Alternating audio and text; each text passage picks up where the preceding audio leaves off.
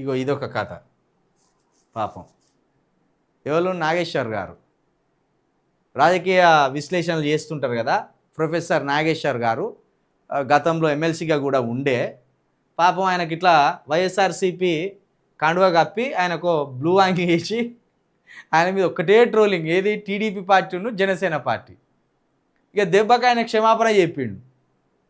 ఈయన కూడా మాట్లాడిన మాట కూడా కొంత నివ్వెరపోయే మాట చెప్పిండు. ఆయన ఏంటంటే జగన్ గారిని అరెస్ట్ చేయమని పవన్ కళ్యాణ్ గారు, నాదెండ్ల మనోహర్ గారు ఇద్దరు కలిసి ఢిల్లీకి పోయినలాట. ఎవరి దగ్గరికి? మోడీ గారి దగ్గరికి పోయినలాట. మోడీ గారి దగ్గరికి నాదెండ్ల మనోహర్ గారు, పవన్ కళ్యాణ్ గారు వెళ్ళినప్పుడు మోడీ గారు అందుబాటులో లేకపోవడంతో అమిత్ షా గారిని కలిసినలాట. అమిత్ షా గారిని కలిసి ఏమని చెప్పినలాట, ఇమీడియట్లీ మనం జగన్ని అరెస్ట్ చేసి జైల్లో వేయాలి, లేకపోతే జగన్ మళ్ళా ప్రజల్ని ఏకం చేసి అధికారం దిశగా వెళ్ళే అవకాశం ఉంటుంది.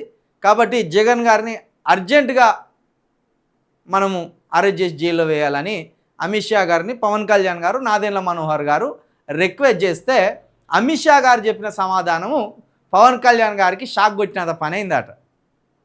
ఈ విధంగా చెప్పాలంటే అసలు కోమాలకే పోయేంత పని అయిందట. ఏమన్నాడు మరి అమిత్ షా అంటే, చంద్రబాబు నాయుడు అంటాడు మనకి ఇన్స్టాంట్ ఫ్రెండ్ మాత్రమే, కానీ జగన్ అనే వ్యక్తి మనకు లాంగ్ టైం ఫ్రెండ్. మనకు ఈ లాంగ్ టైం ఫ్రెండ్ తోటి మనకి అనేక ఉపయోగాలు ఉంటాయి, అనేక అవసరాలు ఉంటాయి.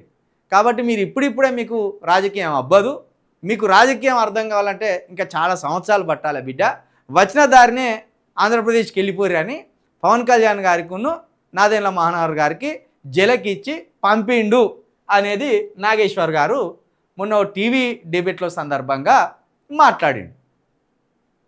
నిజానికి కూడా ఇలా నిజం లేకపోలేదు ఇలా.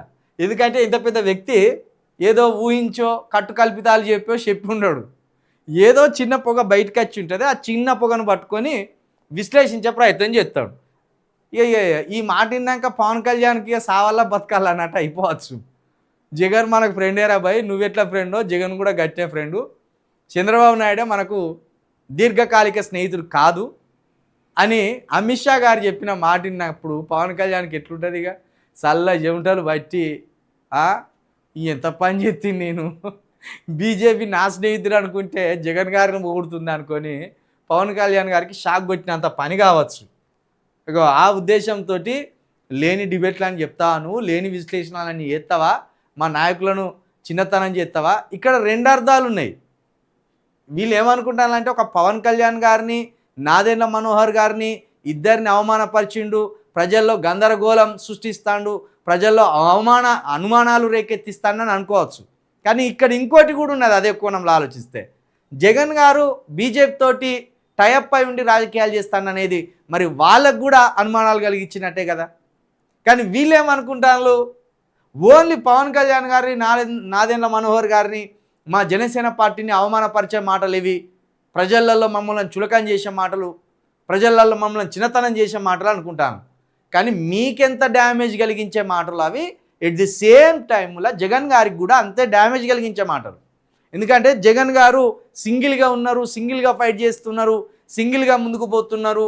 ఆయన పార్టీ పెట్టినప్పటి నుంచి ఒక్కడిగానే కొట్లాడుతున్నాడు, ఒక్కడిగానే ఇమేజ్ తెచ్చుకున్నాడు, ఒక్కడిగానే సీఎం అయిండు.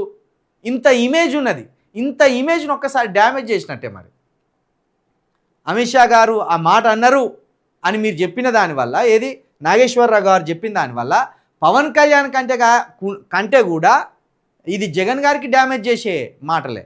ఎందుకంటే పవన్ కళ్యాణ్ గారికి ఎక్కడ నిలకడ లేదు, ఎప్పుడూ ఒంటరిగా పోటీ చేసినా గెలిచింది లేదు. ఒక్కసారి ఒంటరిగా పోటీ చేస్తే ఒక్కటే సీట్ వచ్చింది, ఓసారి అసలు పోటీ చేయకుండా అవుట్ అండ్ అవుట్ టీడీపీకి మద్దతు ఇచ్చిండు.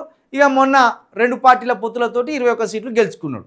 కాబట్టి ఆయనకు పెద్దగా రాజకీయంగా ఇమేజ్ లేదు, ఆ ఇమేజ్కి డ్యామేజ్ కలిగేది కూడా లేదు. పవన్ కళ్యాణ్ గారికి ఎక్కడన్నా రాజకీయ ఇమేజ్ ఉన్నదా? పవన్ కళ్యాణ్ గారికి ప్రత్యేకంగా ఏమైనా రాజకీయంగా స్టాండ్ ఉన్నదా? లేదు. ఆయనకు సొంత స్టాండే లేదు. సొంత పార్టీ ఉన్నది కావచ్చు కానీ సొంత స్టాండ్ లేదు. ఆయన కార్యకర్తలకు పాపం ఆ సొంత స్టాండ్ లేకనే బాధపడుతున్నారు వాళ్ళు. ఎప్పుడు ఆ జెండా మయూర్రా ఈ జెండా మయూర్రా అనే వరకు వాళ్ళకు తలెత్తుకోలేని పరిస్థితిలో వాళ్ళు ఉన్నారు. ఇక ఇప్పుడు విజయ్ గారు ముఖ్యమంత్రి అయినాక అసలు పవన్ కళ్యాణ్ గారికి మనసులో మనసు లేనే లేదు. ఆ జనసేన కార్యకర్తలకు పాపం వాళ్ళకు మనసు లేదు. కాబట్టి ఇది ఈయన చేసిన విశ్లేషణ ఏదైతే ఉన్నదో చాలామంది ఛానళ్ళు ఇది పవన్ కళ్యాణ్ గారిని అవమానించినట్టు, ఆ జనసేనను అవమానించినట్టు, ఆ చంద్రబాబు నాయుడు గారిని అవమానించినట్టు అనుకొని ఇట్లా ఈయనను సెటైరిక్గా ఈయనను అవమానించే ప్రయత్నం చేస్తాను. ఈయన మీద మానసికంగా దాడి చేసే ప్రయత్నం చేస్తాను. ఇది నాగేశ్వర గారి మీద మానసికంగా ఇట్లా దాడి చేసే ప్రయత్నం చేస్తాను. కానీ జగన్ గారికి చాలా పెద్ద డ్యామేజ్ చేసిండు ఈయన తెలియకుండానే. ఈయన మాటల ద్వారా జగన్ గారికే పెద్ద డ్యామేజ్ చేసిండు.